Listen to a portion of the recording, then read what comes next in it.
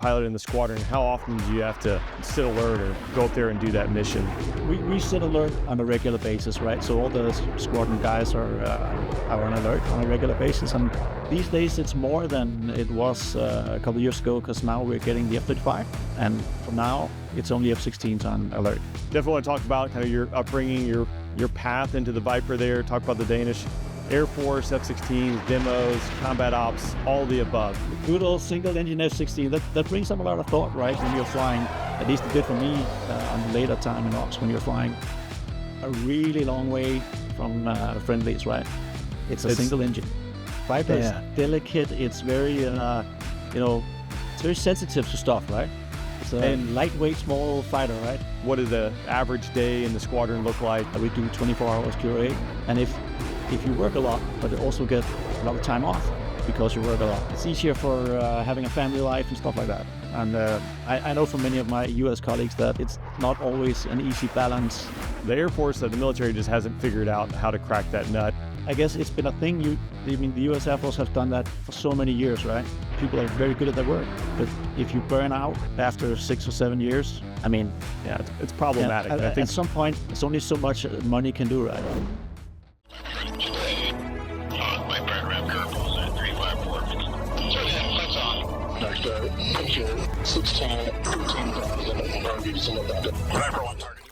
Troels, thanks for joining me on the podcast. Happy to have you on here. It's an honor to have you.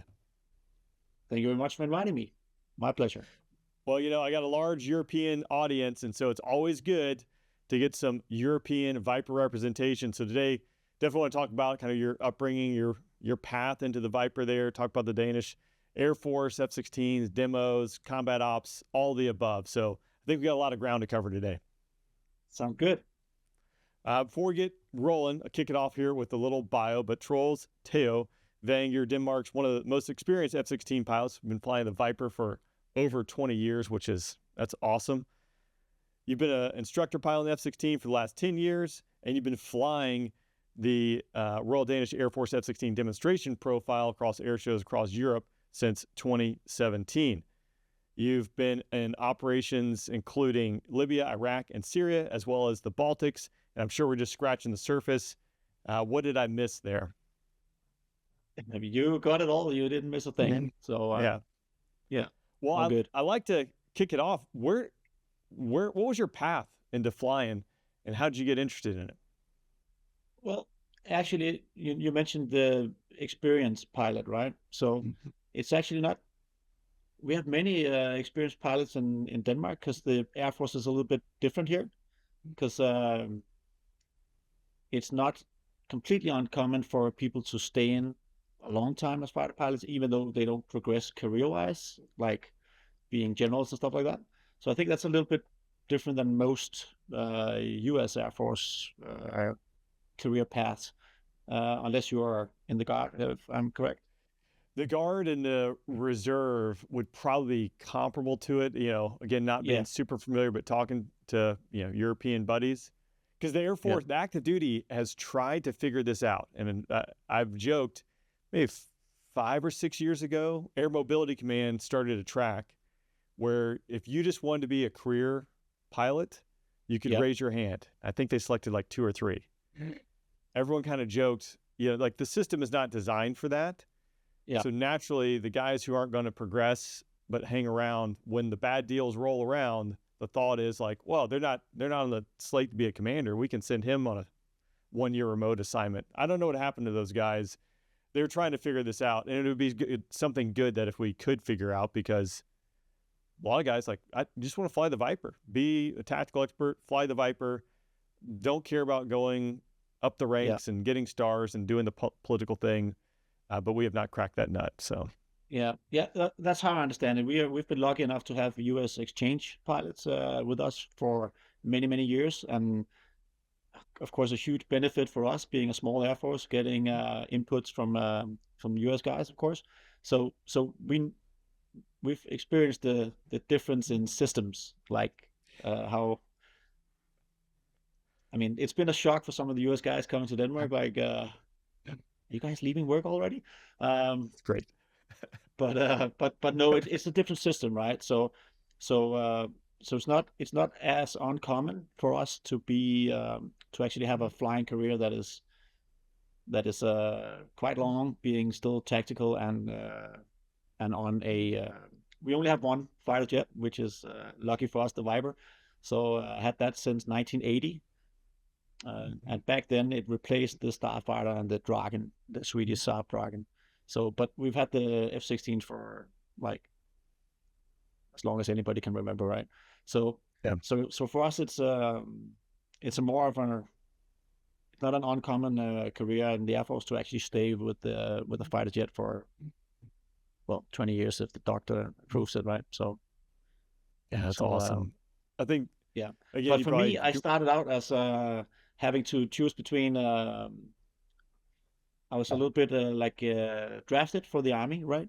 So we have you can get drafted to do service, and it's just nowadays it's only 4 months or something like that. But I think I had a year in the army and had to decide what to do after that. And at the end of that army thing, there was a tactical demonstration, and we participated in that. It was for the politicians, and we participated with some army units, and a couple of Vipers came blasting by low altitude doing a short force, and you know how that feels, right? So yeah. I think I was sitting in an armored vehicle while they passed right overhead, and I was kind of like, okay, that was pretty awesome. And then I actually started a university trying to get a degree in economics while I applied for the Air Force. And when I got the chance to actually go for a selection, and actually go to the initial real selection is, of course, the psychological stuff and all that stuff. But then the real selection is the flying school for us, where we fly small trainer aircraft. And I got a chance to go there, and then I put university on hold. And then, things just rolled from there. And so that was kind of my way into the Air Force. I had no real childhood dream of becoming a fighter pilot or anything like that. It just all of a sudden was kind of like, okay, that looks cool. Let's see if we can do that. Right place, right time. Yeah. The no degree requirement, I think that's probably most European Air Forces, which that's another fact is like, you hear the guys who go to Injept with their European counterparts that show up that are a couple years younger because it's just kind of straight into the pipeline more or less to go do that. There's a lot of arguments. It'd be pretty nice to have that. Like flying is a very technical profession. To go to your technical school, such as pilot training, and become the expert at it and chop off a few years. I mean, I don't know if my international affairs degree really helped me out too much, but here we are. It for us it's different, right? So you can start off pilot training and having no degree, but then you have to do officers academy afterwards. Okay. So, and for us that's a minimum of 2 years on the officers academy to become just a lieutenant, right? So you go to pilot training and then to the officers academy? Yeah. Now, are you flying when you go through the academy? Yep. They do now.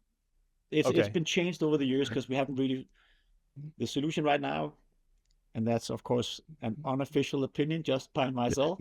Right. I think this is unofficial. that is really not a great system.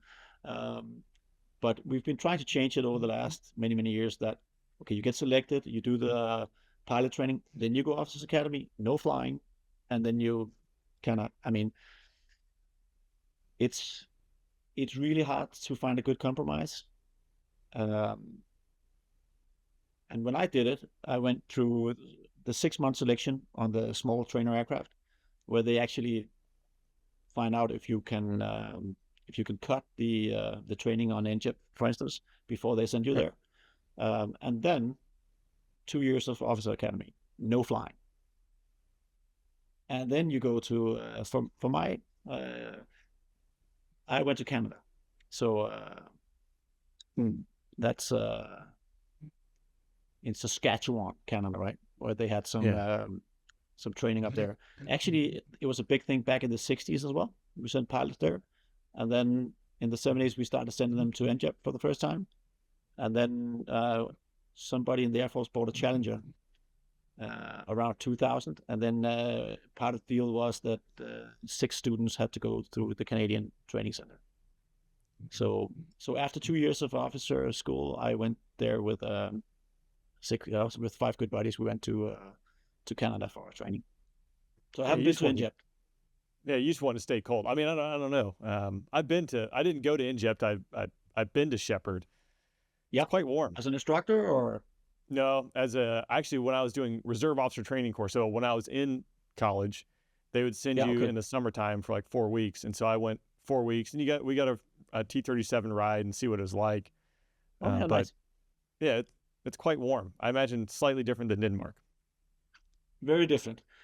Canada is more like Denmark, very cold and wet. Yeah, that is an interesting pipeline of how to do that, because I'd imagine, you typically go, I don't know if I would think officer training for us would be the lowest cost versus flight training, to attrit people early on in the pipeline. Yeah.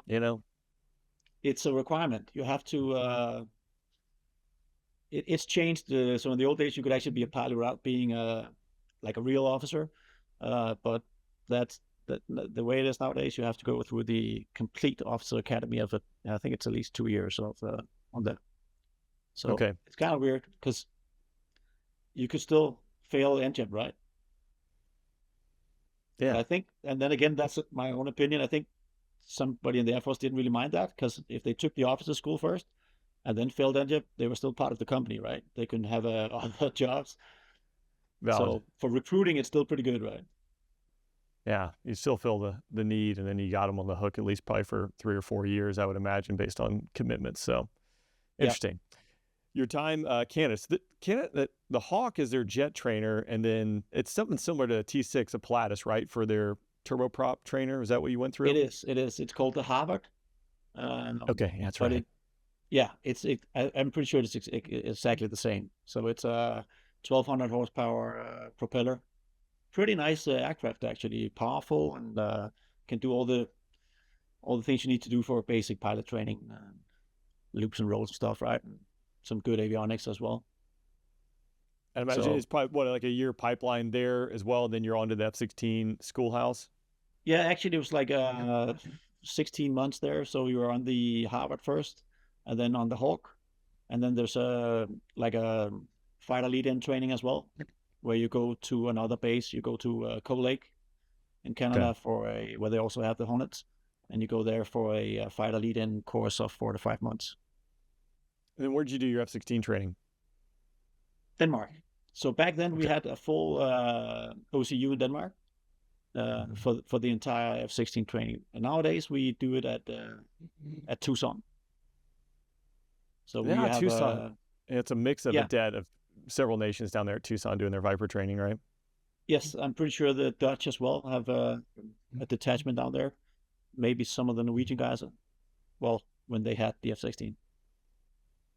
Well, and soon to be Denmark, because the F-16 is going away, right? It is sad times in the Viper community. We have 43 F-16s left out of the 68 we bought back in the day. And 19 of them are being donated for Ukraine. And the last 24 is sold to Argentina. Okay. I guess because Argentina, I think, was looking at buying a Chinese. They buy like the JF-17 was like that, or going to get the Viper. Well, I don't know about that, but now they're buying F-16s. Yeah, I think that was like the thing that was up in the air. And then it sounds like a lot of strategic politics going on. I think so. I that's of course way above my pay grade, but I think somebody thought that it was time to let them buy some of our stuff, right, instead of having them look in other directions. Yeah, interesting. Well, all right. Digress. We'll dig in. I would like to dig more into the F-16s, F-35 transition, but jump back when you came back to Denmark to do F-16 training, and then you land in the operational squadron. What was the tempo like for you in that time period? What did the average day in the squadron look like? What does it look like today? Well, I think it's pretty much the same nowadays. And again, I think we have to. It's the European system, or at least the Danish system, which is just different from the US. We have tried to adapt our military into a civilian working system of, hours allowed to work, all that kind of stuff. For you guys, you would actually, I think you would see it as a lot of restrictions on how you normally do ops.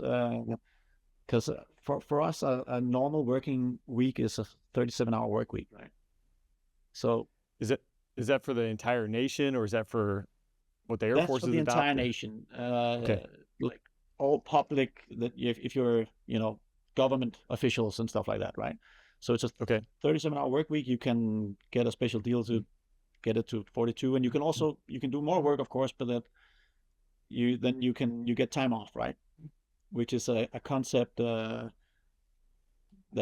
most of our U.S. exchange guys were kind of like, "What? You do what?" Sounds great. Yeah. So for us, I mean, going back to the Danish system it's sometimes difficult to fit a fighter pilot workday into that system, because you know how it is, right? The planning hours get longer, and the debriefs and all. I mean, the more complex missions we're able to execute, and the more advanced technology we use, it just takes more time to kind of do the training compared to at least my older colleagues, what they told me back in the day, right? They just had 9 Limas, and they did a BFM mission 3 times a day. That's it. So it just takes a lot of time, and I think our nice workday hours are sometimes compromising that a little bit. So how do you guys manage that? Well, we try to kind of, so instead of having 12-hour days, we kind of manage it by planning the day before, then flying, debriefing, or planning, flying, and then debriefing the day after.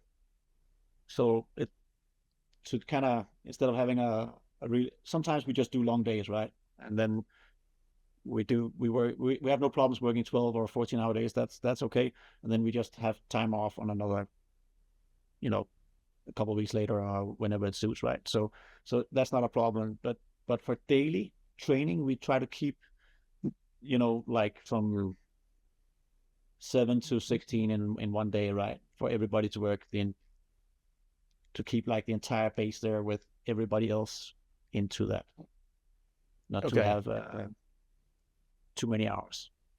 So it's interesting, because obviously there's a happy balance, which I don't think a lot of our Air Force or military does it well.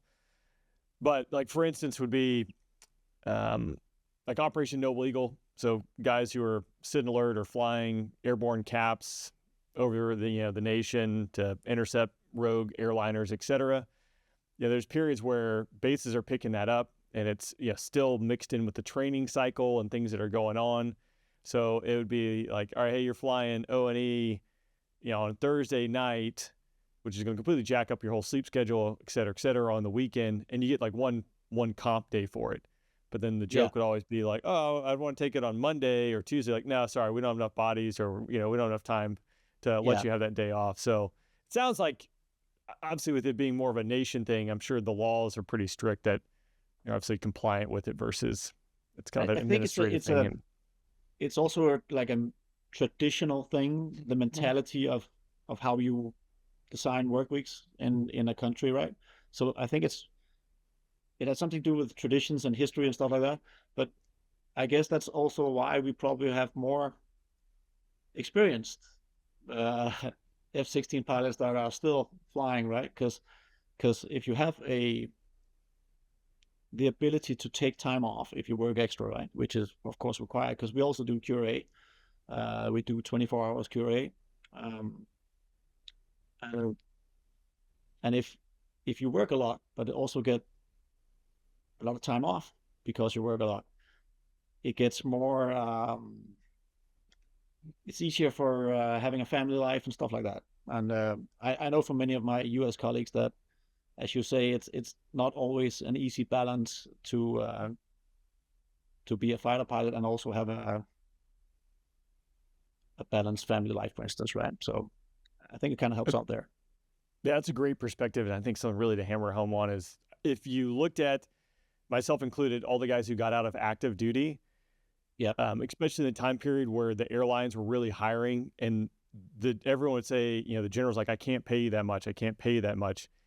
If you went amongst the group of guys and gals getting out, I think predominantly the response would have been, it's not about the money because we really liked the job. And not everyone fell into this category or something, probably some slightly different for every person, but like overall, the quality of life, because you're just squeezing every ounce of juice possible out of every single person.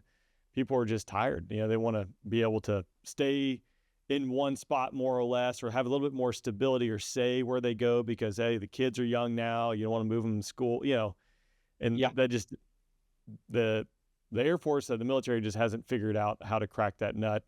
And I guess it's been a thing. The U.S. Air Force has done that for so many years, right? It's the way you operate, and you move people all around, and I think the system that you have, of course, is really good for making effective and really good pilots, and people are very good at their work.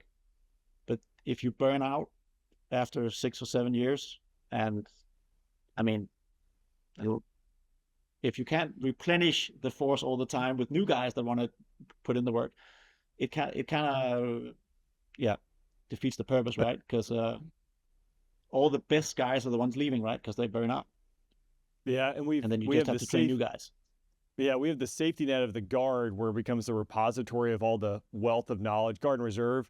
If you go into an average Guard squadron, it's a ton of weapons officers, guys who've been flying. Some guys who are in their late 40s and 50s who've been flying the Viper, for 20, 25 years.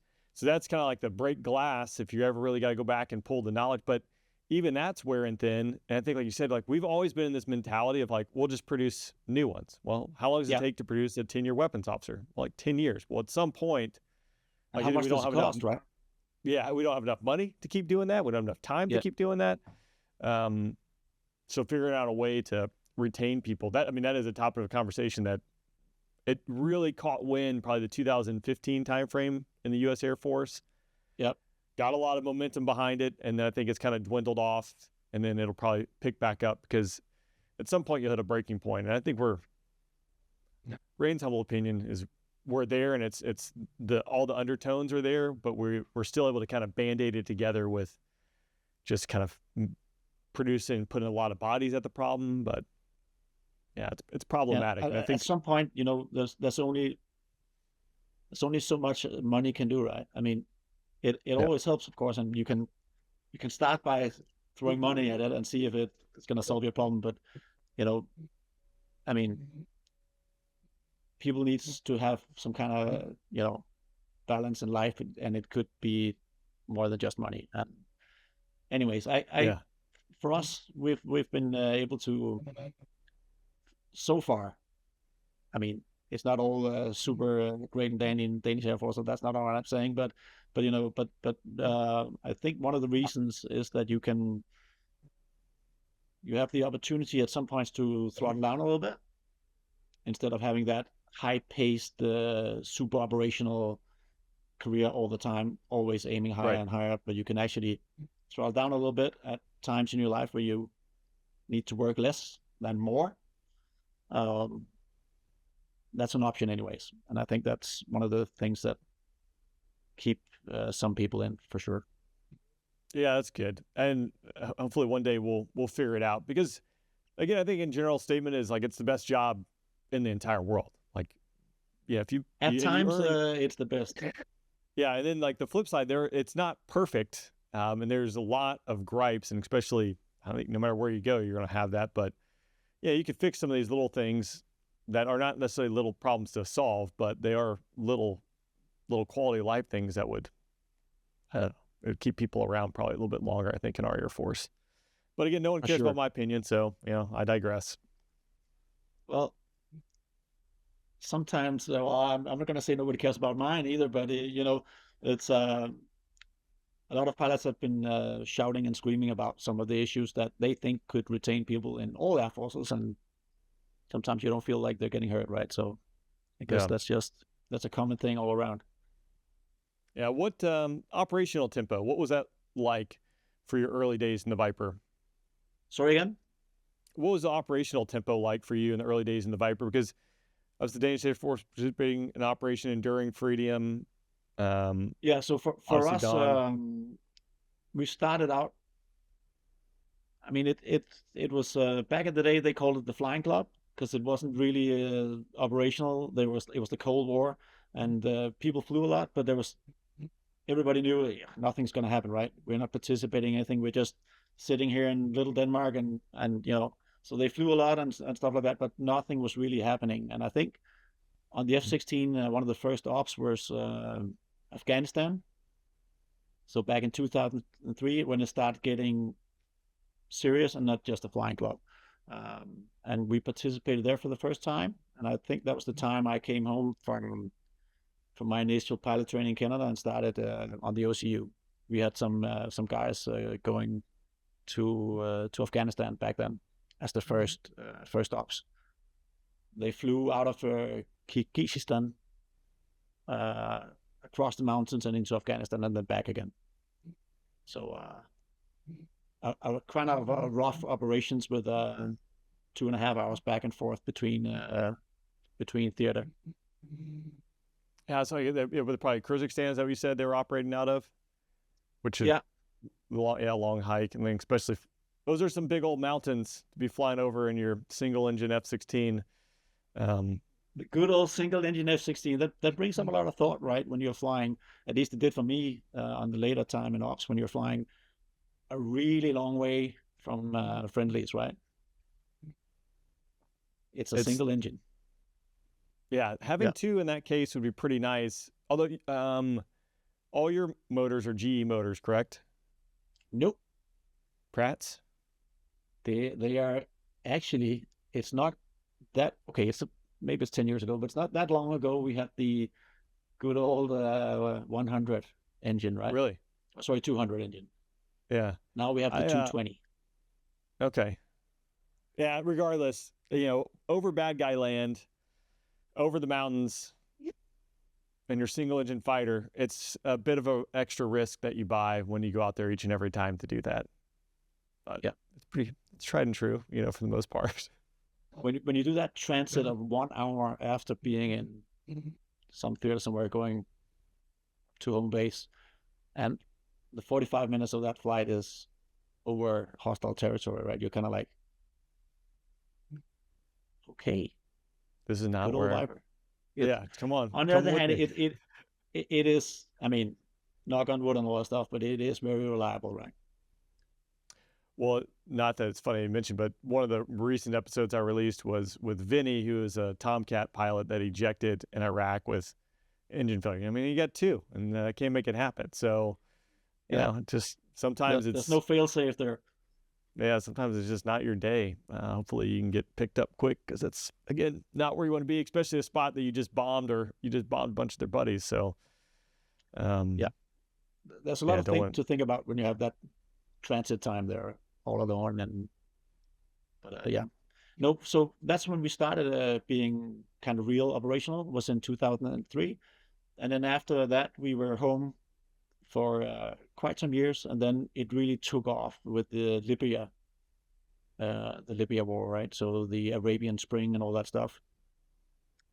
And that was my first real assignment. Before that, we just had, or not just, but we had our only ops for many years with Baltic air policing. And the way we are situated, so air policing is one of our main things, because Denmark, very small country surrounded by Sweden. Back then they were neutral, right? Now they're part of NATO, yay! So and then we had the Russians not too far away. So air policing was kind of something we did every day, and it's not uncommon for us to say hello to Russian aircraft on a kind of regular basis. So we did the Baltic air policing, which was kind of a very nice, slow, easy ops, right? And then Libya came, and that was really it came quick. As I mean, nobody was prepared for that, right? And we were not prepared to participate in that until it kind of hit us. What was it like? What hit you, or what was that such a big change there for that? Well, the big change was that politically Denmark has always been very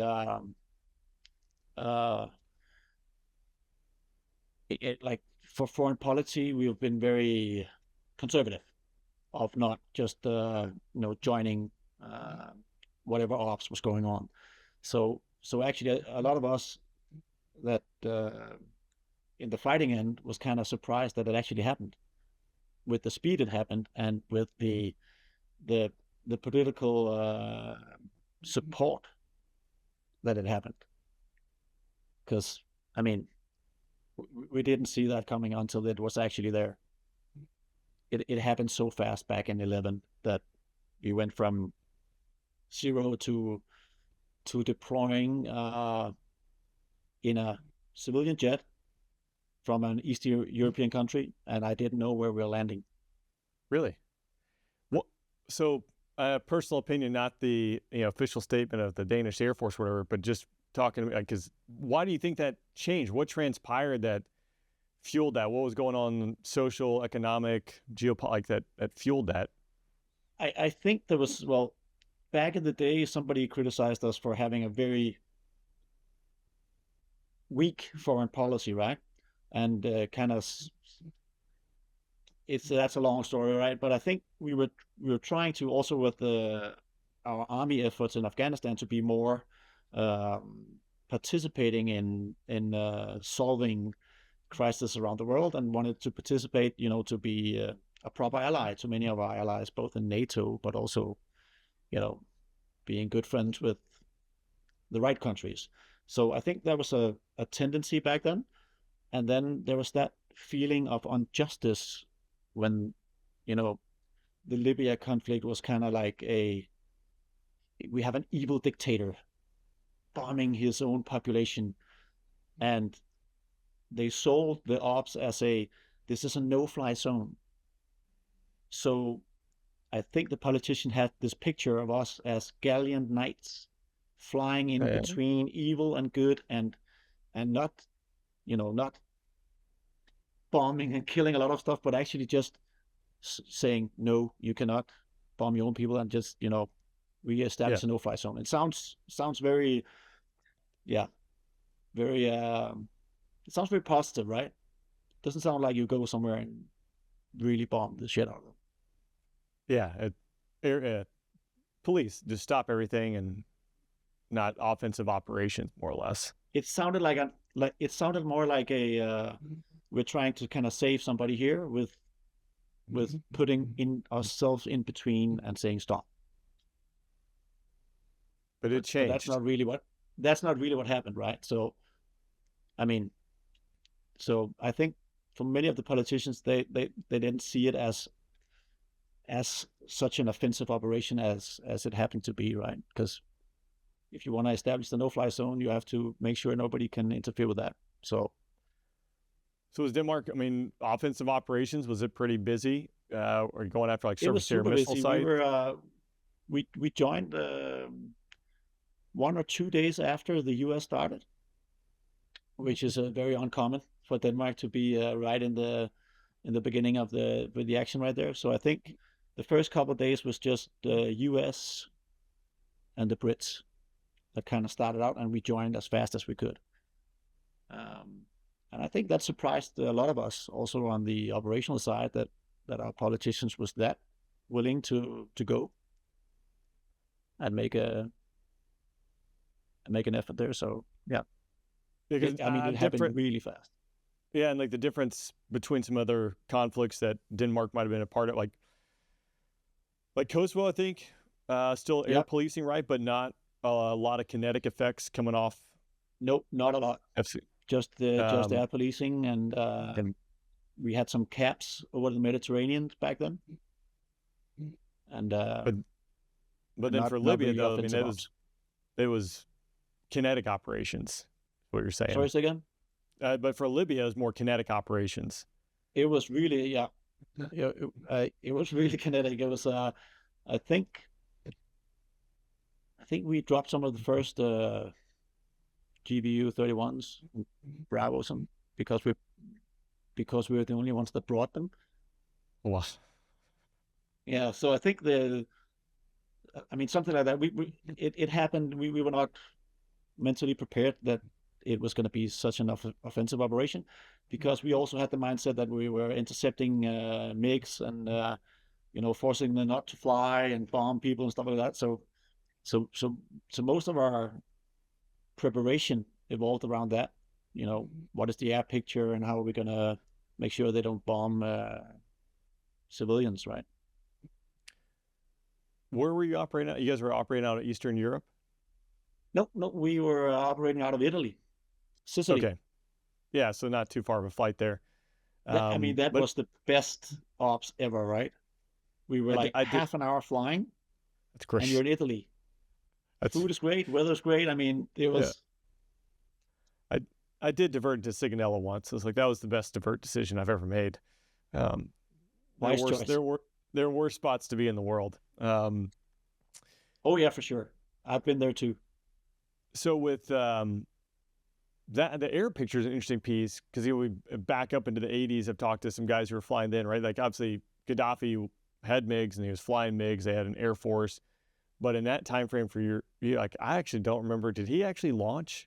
Did he have any aircraft that could launch that were actually legitimate fighters versus probably just a couple small planes? No, yeah, that's what we thought, right? There were some MiG-31s that we actually thought was going to do some supersonic high stuff. We actually practiced a couple of supersonic high altitude intercepts prior going, because we thought that those guys were going to be airborne, right? I think the only ones that actually went flying was a couple of some transport aircraft, some helicopters, and then a couple of fighters that actually kind of deserted. So they flew to a rebel base or something like that. Yeah. Interesting. But I mean, you could imagine the radio going crazy when there was a fighter airborne, right? Because I think it happened one time and everybody was like, we can fly there, everybody wanted to go have a look at that, right? So fangs were through the floor for every fighter in the air at that point. Just commit me. Sure. Commit me. Nope, there were. I mean, as far as I'm aware, of course, that there was no real airborne stuff. Very interesting. Well, you mentioned the air policing piece. This is something that I'm interested in. I'm sure you saw the Alaskan F-16 that had the headbutt from the flanker. Did you see that? We're so close. That was. If you listen to the video, you can hear the guy through his mask and what he says. Yeah. Which is highly appropriate. If you know a little bit about GoPro and filming airborne in an F-16 with the wide angle stuff, then it's even more baffling, because then you know how hard it is to actually get a good size picture of a jet next to you. And he was just like, I've seen it. Yeah, that's something we talk, because my dad actually sent me that video when it first happened. I think I was on the road, and actually my first reaction was like, well, here's the thing. That was a GoPro, and what it made it look like, how close that guy actually was based on the lens distortion. That was sporty. That was spicy, to say the least. That was my first reaction as well. It was like, whoa, that was close. I mean, it looks close, but when you know how that works with the GoPro, it was super close. Yeah. They had, I guess, was it 2 years ago, where the flanker hit the MQ-9 over the Baltic Sea. We talked about this, like, no fighter pilot in the right mind wants to hit another plane. And so it's just completely egregious, and I think completely buffooned that. I would think. I don't want to hit something with my own jet. It's not going to work out well usually, right? That's because you're so used to flying a Viper, right? Viper is delicate. It's very it's very sensitive to stuff, right? It's a lightweight, small fighter, right? I think the flanker is more like a flying tank. I believe that, which to me then even shows more so like that mindset of like how close that guy got. Again, probably a little erroneously, I would hope, but if that's what his intent was. I mean, how reckless. That's how like World War III starts. Yeah. Well, yeah, I think it's just a difference of mentality, I think. But yeah. Yeah, there's obviously different schools of thoughts and doctrines that go into all of it. But for as far as the air policing goes, has that been pretty busy? I would imagine that has ramped up over the last few years, where it might have had a little lull, but is back to ramping up. Yeah, I think you're right about that. I mean, um, I think we in Denmark do at least it's been the same for the last couple of years. It ramped up a little bit, and then it's around 50 to 60 missions every year. That is actual intercepts of foreign fighters or foreign jets, aircraft. It gets broken up among other NATO nations, right? Where they'll actually come up and augment different squadrons, or is that every nation's kind of dealing with their own, but there is a collective effort, correct? There's a collective effort because, of course, our placement in the EC is kind of strategic. We're right in the middle of everything, so we have Germany, Poland, Sweden, Finland, a lot of good allies around us, and of course, I think there's a coordinated effort to kind of not have all the jets go there at the same time. Sometimes it happens, everybody launches jets, right? But I think most of the time there's kind of like you guys can wait a little bit until the Swedes come off the target, then you guys can come up and have a look at it. So there's a coordinated effort for the air policing part for sure. And how much of that is normally maintained, or like as an average fighter pilot in the squadron, how often do you have to, we'd call it sit alert or go up there and do that mission? We sit alert on a regular basis, right? So all the squadron guys are on alert on a regular basis, and these days it's more than it was a couple of years ago, because now we're getting the F-35. So a lot of pilots are transitioning to the F-35. So there's fewer of the F-16 pilots available, and for now, it's only F-16s on alert. So the F-35s will take over alert, I think maybe next year, or sometimes this year. We're in a new year, so sometimes this year they will take over alert. And so for now, on the F-16 side, we're actually quite a lot on alert. Okay. And then for now, too, obviously the F-16 is still the workhorse for air show demonstrations for the Danish Air Force, which that's how we kind of stumbled across. Yeah. And man, the paint job that you have on that thing this year is phenomenal. Thank you. It was so that was that was a big thing for us. The inspiration, how that all went together. Because I think actually on your Instagram page you actually documented at one point, which I'll link that down below, but the process of painting that jet. And I mean, hats off to the paint crew on it, because it looks phenomenal. Hats off to the paint crew and the design. I mean, and I'm really glad you like it. We had big shoes to fill, I think is what you call it, because we had the first ever painted F-16 was the previous version of it. It had the Danish flag. It was more simple design, but people loved it. We had no idea how much people actually loved it when it was released. And so the story about the original one was our flag is called Dannebrog. It's one of the oldest national flags in the world. Here we go. So this one, right? Okay. Yeah. And according to legend, it fell from the sky to save a warlord in Estonia sometime, Danish warlord in Estonia, fighting off the heathens or something, making them Christian, something like that, back in 1219. So it fell from the sky, and then they were victorious, and everything was good. And he brought the flag back home, and then it became the national flag. Of course, that's just a legend, right? But in terms of traditional stuff, it's one of the oldest national flags in the world, and we still celebrate that day where it supposedly fell from the sky. And in 2019, that was 800 years ago, and somebody suggested, can we please paint a jet? We haven't had a painted jet for ever. We actually had a dragon that was painted, but that's a long time ago. So, and somebody, wasn't me, said, can we please have a painted jet? We have some Block 10s, and Block 10s don't have the wiring for, same as the Block 15, so we can't really take them into a theater and stuff like that. Can we please paint one of those? And then they made a competition for a design and painted that, the Dannebrog, as they called it, the first one. It's really, really cool. And we thought that was going to last forever, right? We only paid this one, and we're going to have that until the F-16 is gone. And then somebody made the decision to donate aircraft to Ukraine, which is great, of course, super great. But that jet was one of them. So it's been painted gray, and it's been donated to Ukraine. Is that because it was a Block 10? Yeah, it's a Block 10. Okay. Yeah, one of the oldest flying F-16s, I think, in the world still. But yeah, I had the pleasure of flying it quite a couple of times, and same as in the U.S., when people see the flag, a lot of folks just love that, right? So yeah, absolutely. So when we started flying it the first time, we were kind of anxious that how are people going to respond to this, right? Are they going to say, oh, that's just stupid, or a waste of paint, or that? But actually, we got complaints from people that was not overflown by this aircraft.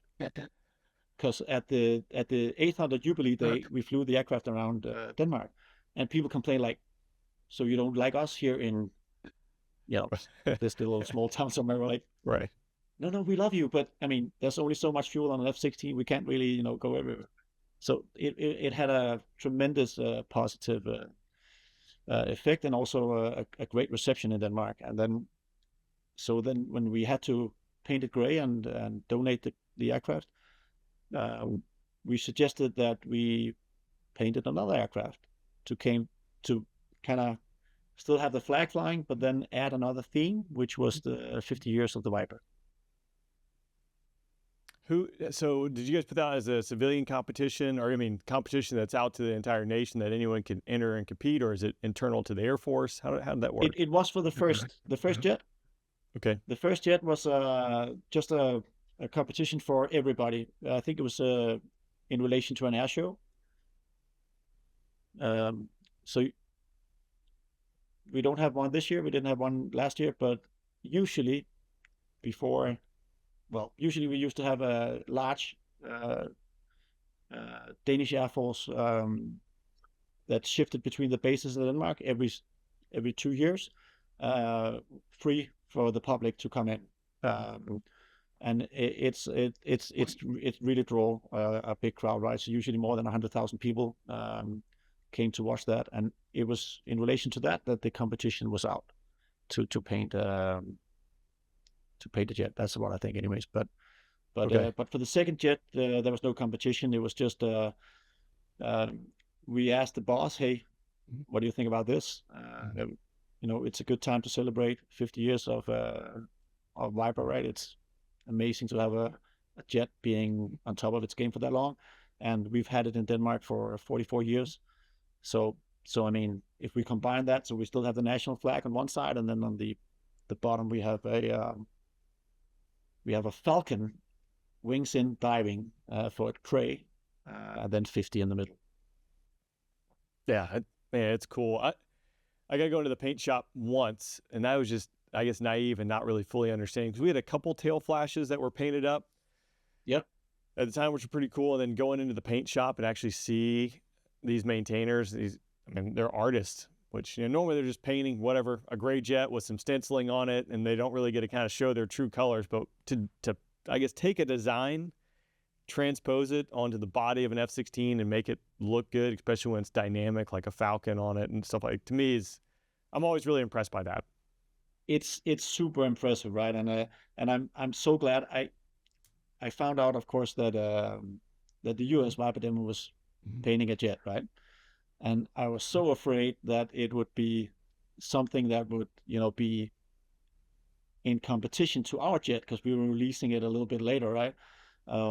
And I think the really cool thing was it was completely different. Ours is it's very detailed and very dynamic and very, and of course they came with the original. The US came with the original, and everybody loves that. It's it's simple to say. It's just two different things, right? Yep. So I was really happy that they did that, because I mean, who else should do that than the US, right? So that was yeah, that was good. But no, Yep. the guys who actually painted it, I was super impressed. I mean, I have some guys after air shows coming up when I post pictures and say, "Oh, that's AI," or that's the design model from the computer that you just put some clouds behind." I'm like, no, no, no, no, no, no. It looks like that, but it's actually just because the painters did a insane job of having it like one to one, the design to the jet. There's no Yeah, difference. it's impressive. Let's talk a Yeah, little air show flying. So you've been doing that since 2017. When it comes to the profile, so yeah. our Air Somebody has to Force, do it, right? yeah, it's the worst job in the world, right? Like, gosh, Yeah, I hate it, but no, yeah, it's no. It twist my arm. it it's a little bit different from you guys, right? Because our demonstration profile used to be flown by 4 guys. So you are not dedicated air show or display pilot. We call it an F-16 demonstration because I think you have the same, right? Yours is also written in the rule books. This is the profile, right? You have to do this Yep. and this. So we have the same. We changed it 4 or 5 years ago, but it is in the regs how it's supposed to be flown and all that stuff. So there's no individual designing whatever like many display pilots do, right? They are in for a 2 or 3 year period and they design their own show and all that stuff. It's nothing like that. And the demonstration was usually 3 or 4 guys from the squadron did that as a, some guys are safety, some guys are the snaggo, and some guy is the demonstration pilot, right? So, and I was lucky enough to get on board back in 17, and then it just, I was off for 1 year when somebody else uh, had to do it, and unfortunately, that guy went to the F-35 almost straight after that, and nobody was really ready, and actually some of the younger guys didn't want to do it because they're like, Really? you are a lot away, right? You know Yeah. that. So because air shows, it's in the summer period, and if you are the demonstration guy, well, you do air shows, right? So some people, some of the guys didn't want to do it because they didn't want to be away all those weekends, and some guys didn't want to do public face. So it ended up with there was nobody, and I'm like, hey, I did it a couple of years, and you don't have to give me any extra training or anything. I can just slide back in, do a quick rehack of the profile, and then I'll smile and wave. Yeah. twist your arm. It's a rough Well, deal. yeah, I like it. I know some guys would love to do the flying, but not all the other stuff that goes with it. You know how it is, pictures with babies and kids and dogs and all that stuff, and I don't mind. I'm a chatty guy, as you Yep. can tell here, right? So I don't mind talking to people, and I don't mind the interaction, and I think it's one of those jobs where you actually get to share a little bit of the excitement about flying, and people are so happy, right? They're so thrilled and so excited about the air shows and the flying and stuff that there's such a positive vibe around air show communities, and I kind of like that. Yeah, it's a lot of fun. I like the airshow performer community that kind of exists along with it. Interacting with the people was a blast. I always, one of the big challenges I had was for the maintenance guys on the team, making sure that they got the recognition for their career progression, because one of the dynamics that existed at points during my time, not all the time because I had some good bosses, would be, for instance, the, superintendent of the team on the maintenance side, he only has 3 jets. And I say only has 3 jets he's responsible for, but his counterpart down in the maintenance unit might have 15 jets or 20 jets in theory that they're responsible for. But the flip side of it is, like, they're also speaking in front of millions of people. They're interacting with people. They're handling jets that break on the road and doing different things. And it's funny, my last superintendent, by the time I was leaving, he was actually calling tanker units and helping coordinate, get tankers at different points and stuff, just like absorbing and learning different pieces of the job, not in its job description, right? But the whole thing is not in your job description. And I think that's one of the great things about the airshow stuff. It's so non-standard, right? I mean, both on the technical side, also on the pilot side. I mean, when you are trying to make that happen somewhere, something always, it's like ops, right? It's actually like ops somewhere. There's so many things that are non-standard you have to tackle and make a solution for. And for us, it's actually the maintainers. You're not going to believe how many guys we go to an air show. We go 2 jets, right? Go to an air show, let's say like Riyadh or something, big air show. Okay. Our team is 2 jets, the demonstration jet, the colored one, and then a 2-seater. For us, that's not a D model, that's a B model. So a B model with 2 travel pods on and dollies, right? So that's how we go. I fly one of the jets. My supervisor flies, like the safety guy, supervisor guy, flies the other jet, and our flying crew chief is in the back seat. And that's the team. Wow. Yeah, I would have left a lot of jets stranded across the world and country if that was it, because I mean the demo, you don't need much. I mean, you need the functioning systems, hydraulic, electrical, engine. But still, even in an all-electronic jet, weird beeps and squeaks are going to happen, and parts are going to break, brakes are, all sorts of stuff where it's going to require some guys turning wrenches to make things happen. If we break, we break, right? There is nothing there. Otherwise, we hope you guys are there and you can give us a helping hand, or, some of the other F-16 nations. But it's been prioritized that it's not a dedicated display team. So it's been prioritized to, we go to the air shows we can go to, but if something happens, we need support from home. And that's just how it is. So we travel light, to say the least. So plus the travel pods, have you seen our travel pods? They're pretty cool, right?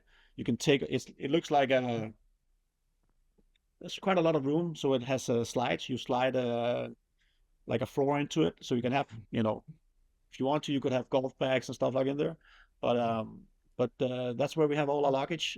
The tech has some tools. We have patches and some posters and stuff like that. An umbrella and some chairs you can, some folding chairs you can put up, and that's it, right? Then we go to air shows, and we're only away for like 3-4 days, so it's doable, but it's a very small footprint. Yeah, that's good. I mean, makes it more efficient. So again, as long as everything works right or is within the realm of the flying crew chief being able to fix or bang a wrench, then life is golden. Life is golden. I mean, it for the crew chiefs, it's kind of fun, right? Because it's not the everyday experience, and they fly with us all the time, right? So when we go somewhere, we only bring one crew chief, and they handle everything, right? 2 jets, and sometimes we do static with the 2-seater and the flying display with the other, so they're parked different. It's super busy, but it's also super fun. So I wouldn't. It's not a bad world. No, I wouldn't miss it. I really love it. So what for you as the future comes with F-16 sunsetting in Denmark, F-35 rolled online? What's your next few years look like? Well, 1 more year. One more year, right? So this year is the last year of the F-16 in Denmark. So as far as we are planned for now, I'm also doing some air shows this year. So it's also going to be kind of the last season for the flying display as well. Right. And there's not going to be anything on the F-35 right away, that's for sure. So it's kind of like, I think it's going to be a little bit emotional, having it being the last year and all that stuff. And for me, I've been flying consecutively for more than 20 years. So it's kind of like, when they asked, how soon do you want to go in the F-35? Do you want to be one of the first? Do you want to, they make a big plan was made for a transition, of course. And I told them, hey, I want to go on the F-35 for sure, if you'll let me. and I'm no rush. The F-16, the Viper is my baby. It's my heart, my one true love aircraft, right? So if I can stay with that to the end, and as an instructor, you're always needed to kind of help out with stuff. And we still had some young guys going on the F-16 to get actually another sorties and hours to get on one of the shorter courses on the F-35. So it was kind of okay. So we put some of the young guys still on the F-16 instead of straight on the F-35 to get them experienced to do the shorter course on the F-35. So and some of the experienced guys had to stay and kind of stay on the F-16 as well, right? So I told them, hey, that's fine with me. I wouldn't mind being the last flight on the F-16 in Denmark in my painted jet, but that's probably not going to happen. Because I think we're going to hold on to the jets for a couple of years before they are sold and stuff like that. But anyway, so I think I'm going to have one last year on the F-16 with some good air shows, and if we're lucky, we'll also get an exercise or two together with our new F-35 brothers, and then I'm transitioning after that. Have you flown with the F-35 yet? Yes. Yeah, it's nice to have Big Brother right there to see and share data. I mean, it kind of opens up your horizon a little bit. Yeah, it's great. I mean, we've been flying a little bit with the guys at Lakenheath to begin with. Okay. So before we had our own F-35 arrivals, the F-35s out of Lakenheath were so kind to come and I think they were actually volunteering to come and help us test the Danish software for the F-35. So kind of like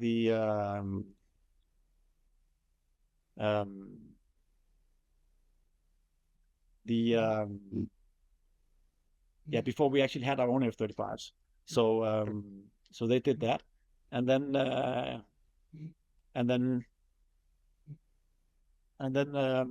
so we flew with them, and then of course I've been flying with with our new own F-35s when they came home. I think we got one delivery. We got, of course, a delivery on time, but then the issues with the TR3 and all that stuff on the F-35. So we had some jets flown home from the US that were supposed to stay over there for training. So we had some of those flown home not so long ago. So yeah, but I've been flying with the F-35, and I mean, great piece of kit, right? As they would say. Yeah, absolutely. Well, as we get short of the tooth here, I hope you're willing to hang around for a There I Was story. But before we do that, any parting shots? There's anything I'm not asking you that I should be asking you, or something that you got to get off your heart there? No. I'm all good. I think we've covered what is to cover for the Royal Danish Air Force, F-16 Airways. I appreciate you hanging out and talking. We'll have to do it again. And now I guess you've solidified it for me. I got to figure out how to line up one of my work schedules where I'm in Europe and you're flying an air show, since this will be the last year. You have to. I mean, it's almost the same as the US one, but it's still different though. I think you would love to see some of the European stuff as well. Yeah, absolutely. All right, TEO, thank you again for joining me on the podcast. Pleasure talking to you, and I'll see you here in just a minute for There I Was. You're welcome. Thanks.